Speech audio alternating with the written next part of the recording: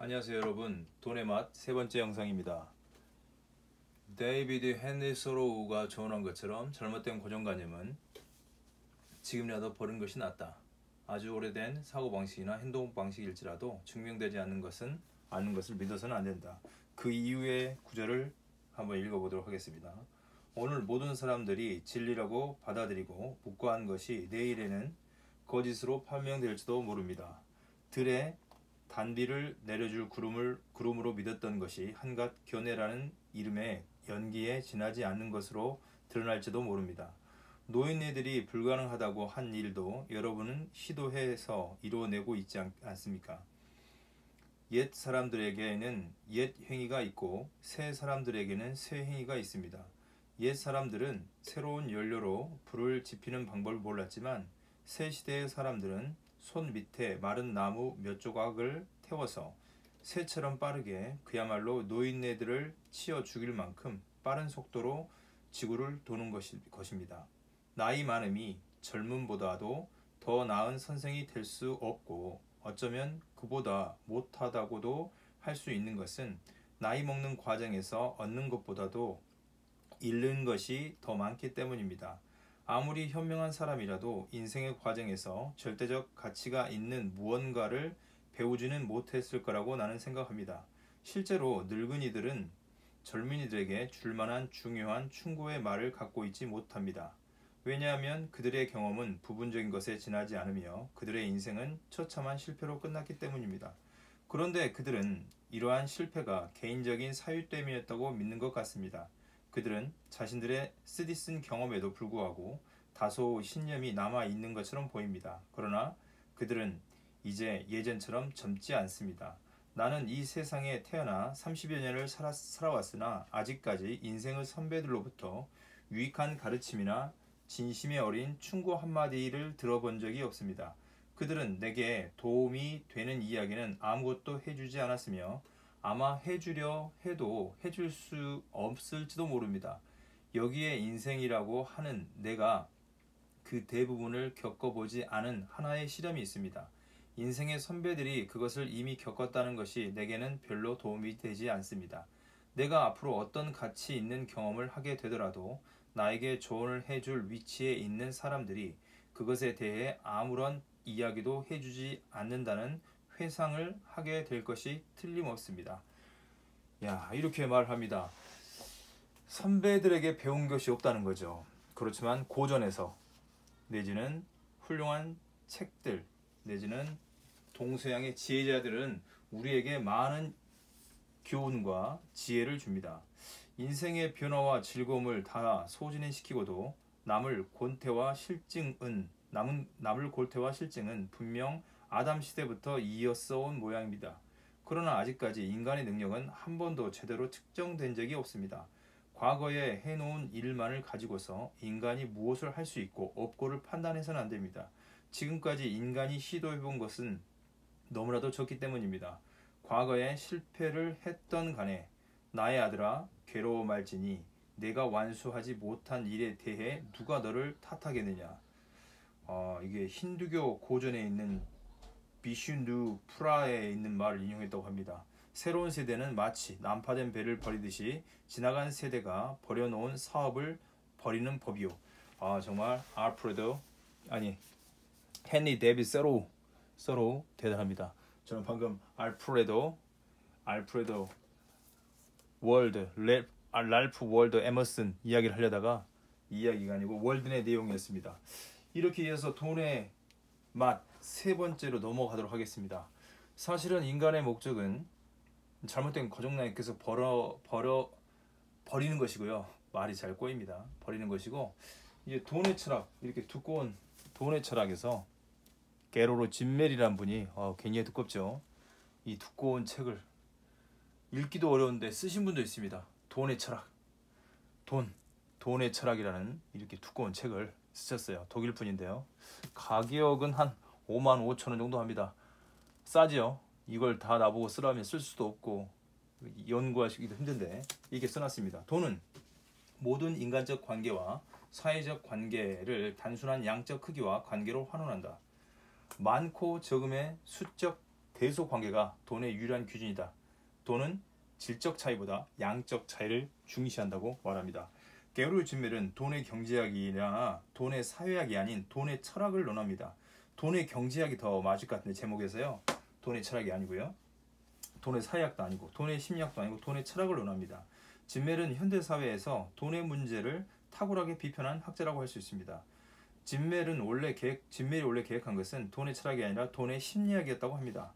그러나 돈의 심리학과 돈의 철학 양자의 관계는 불연속적인 연속의 관계라고 합니다.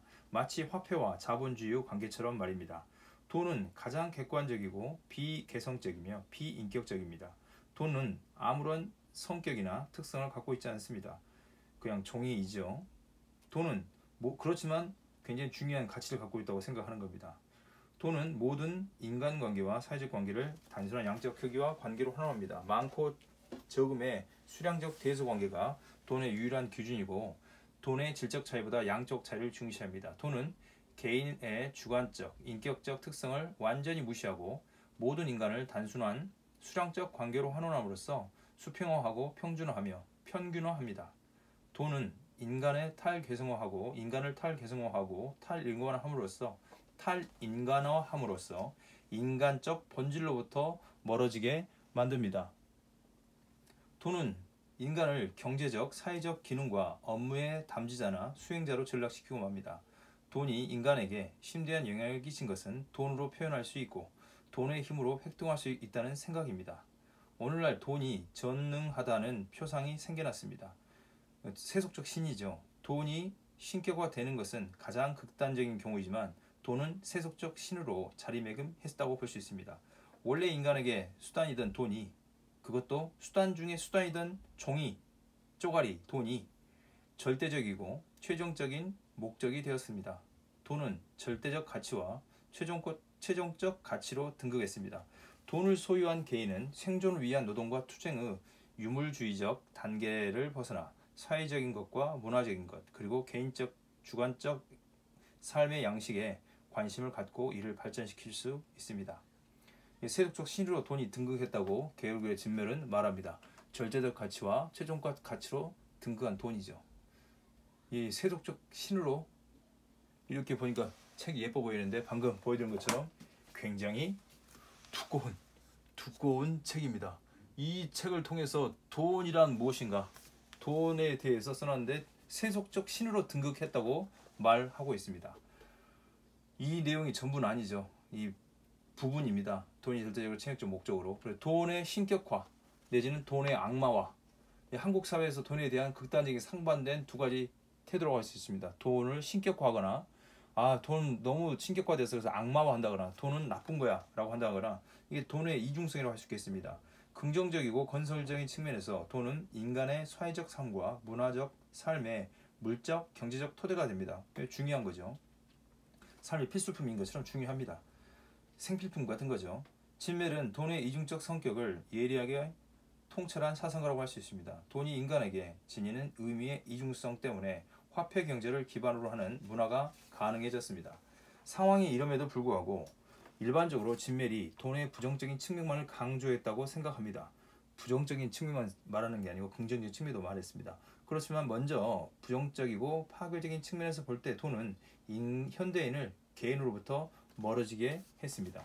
돈을 매개로 진행되는 교환 행위는 오늘날 가장 전형적인 사회적 상호작용이라고 하는 것을 의심할 여지가 없습니다. 그러나 이러한 상호작용은 주체적, 인격적 상호작용이 아니라고 할 수 있습니다.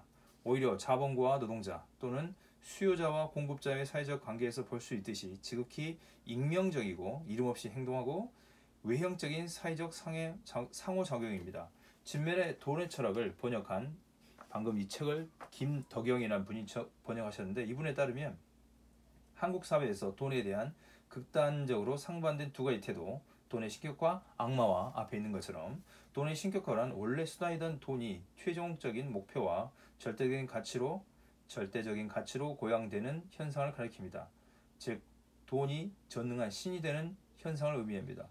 물론 성경에도 하나님보다 돈을 사랑함이 일만하게 뿌리다고 해놨습니다. 거의 돈과 신을 동격으로 놓았습니다. 2000 전에도요.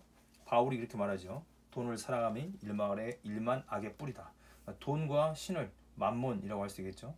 돈을 신격화하는 것. 이것은 지금만 있는 게 아니고 바울 시대에도 있었고 그 전 시대 이 호메로스 헤시오도스 이때 그리고 변신 이야기에서 보니까 미다스 왕이 돈을 신격화는 아니지만 굉장히 중요한 가치로 여겼던 것을 볼 수 있습니다.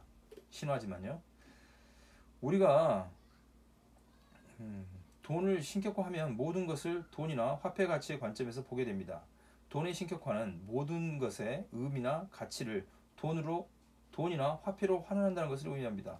반면 돈의 악마화는 지금까지 신격화였고요. 돈의 악마화는 돈을 정신과 문화의 타락이나 파괴의 원인으로 봅니다. 마치 바울도 그렇게 보는 거죠. 돈과 하나님을 동등하게 섬길 수 없다고 했으니까 파괴시킨다고 보는 거죠. 신앙을. 돈에서 모든 악의 근원을 찾는 태도를 가리킵니다. 돈이 악마화되면 황금을 돌처럼 보라고 사람들은 설표하게 됩니다. 황금을 돌처럼 보라는 거죠. 돈의 신격화와 돈의 악마화는 모든 것을 경제로부터 도출하고 그리고 환원한다는 점에서 공통점을 가집니다. 다시 한번 말씀드리겠습니다. 돈의 신격화와 악마화는 모든 것을 경제로부터 도출하고 경제로 환원한다는 점에서 공통점을 가집니다.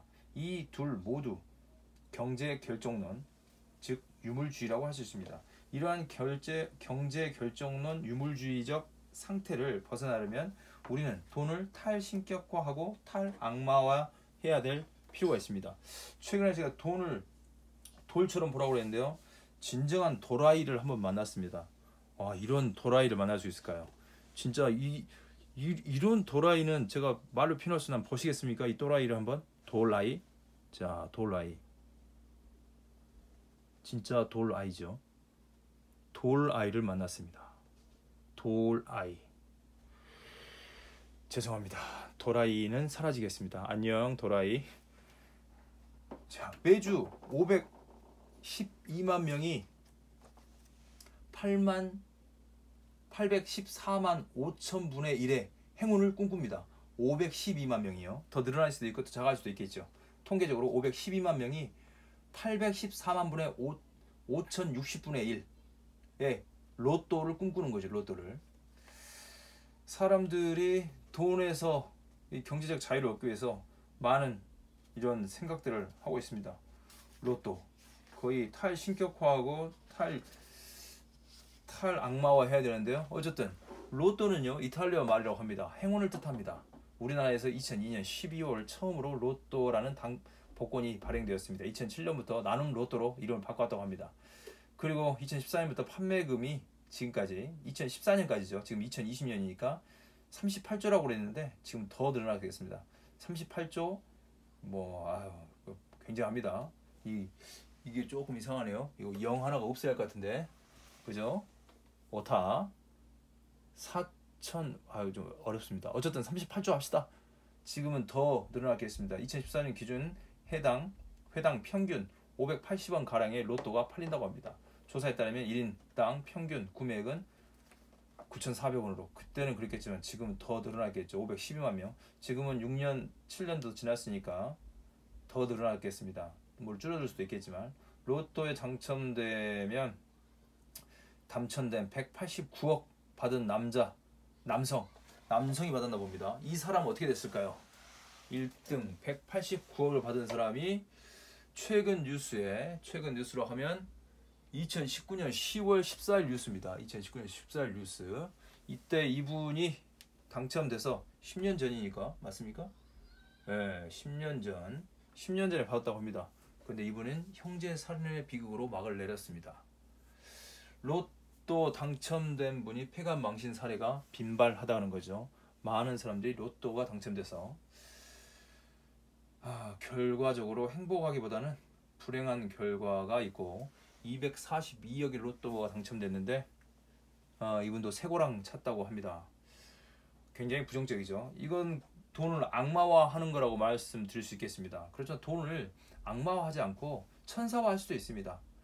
이분들 1640억의 로또가 당첨된 부부가 당첨금을 50명에게 기부했다고 합니다. 혼자만 갖지 않고 2019년 1월 1일인가 봅니다. 1640억. 어마어마한 돈인데 다 가지 않고 기부했다는 거죠.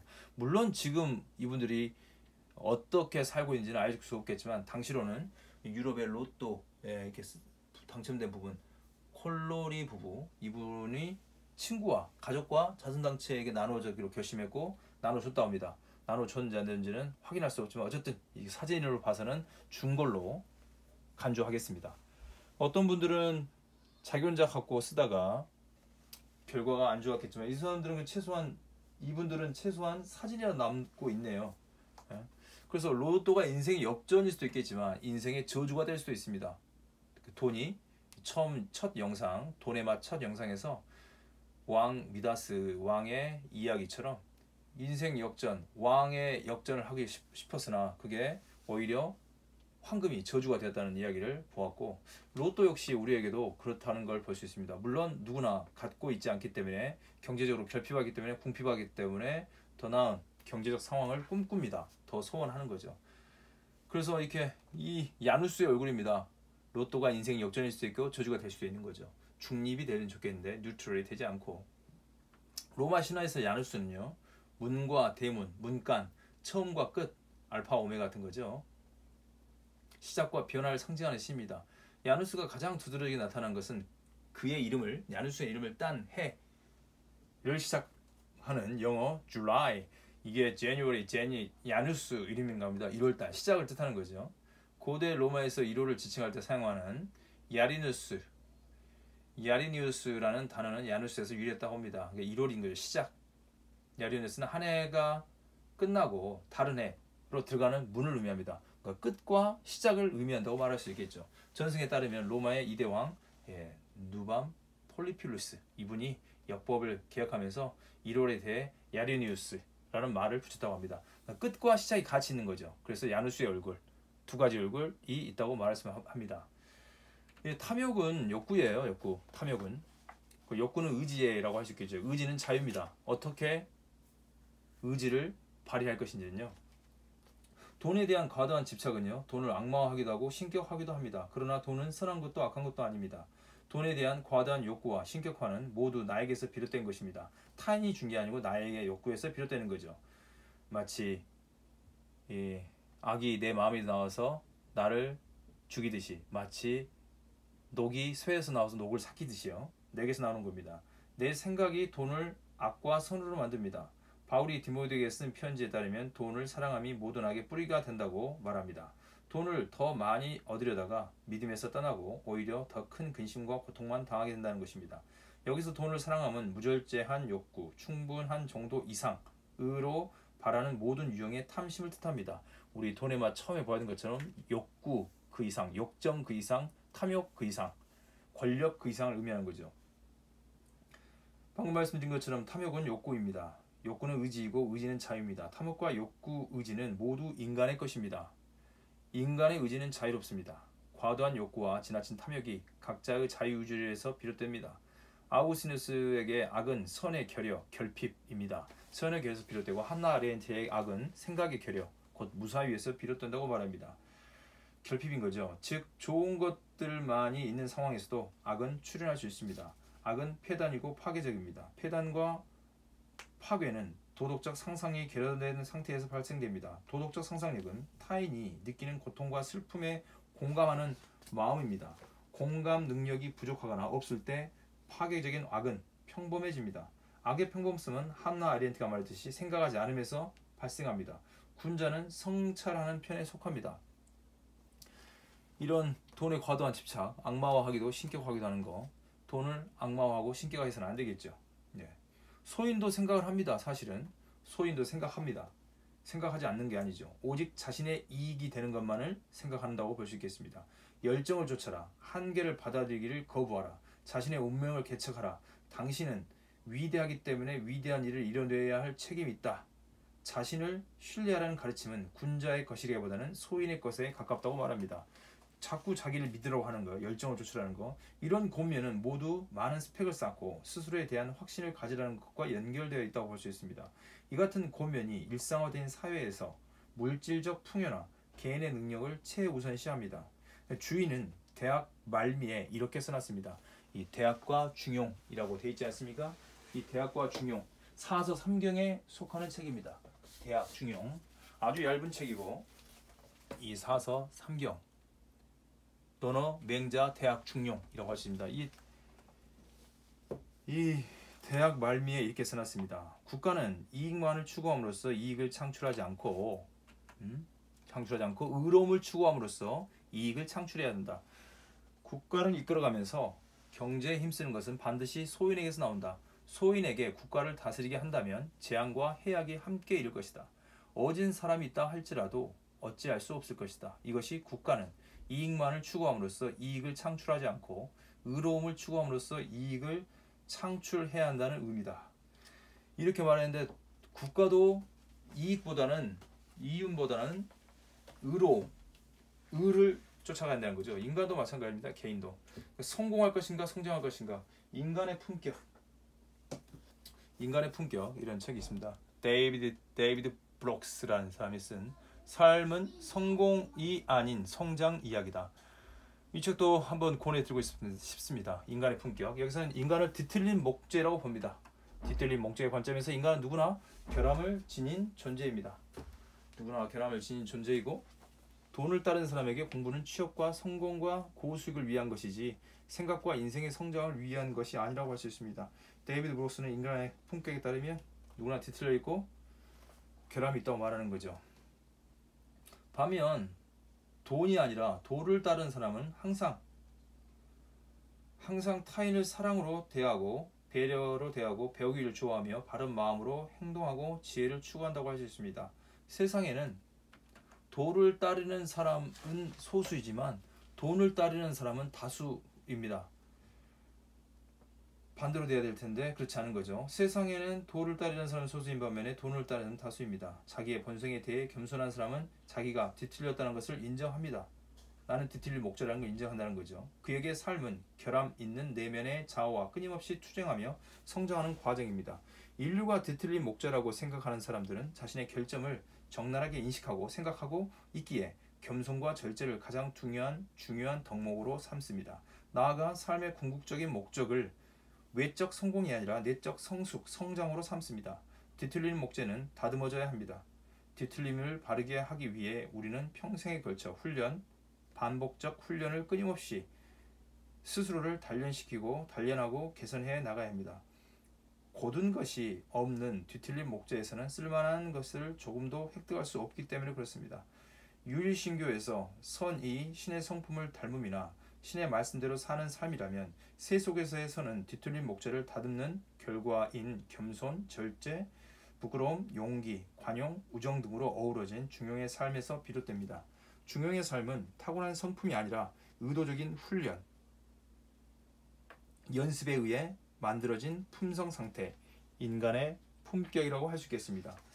인간 품격은 바람직한 말과 행위적 습관의 열매입니다. 행위적 습관의 열매인 거죠. 인간의 삶에는 좋은 습관과 나쁜 습관이 뒤섞여 있습니다. 좋은 습관과 나쁜 습관은 오감에 의한 감정과 눈, 귀, 입, 손, 발 등으로 구성된 몸의 능력을 한결같이 사용한 결과라고 할 수 있습니다. 어떻게 하면 겸손과 절제 이런 것들을 갖게 될지 우리가 생각해 봐야 되는 거죠. 한결같이 사용한 결과라고 말할 수 있습니다. 좋은 습관과 나쁜 습관 한결같이 행한 삶의 열매입니다.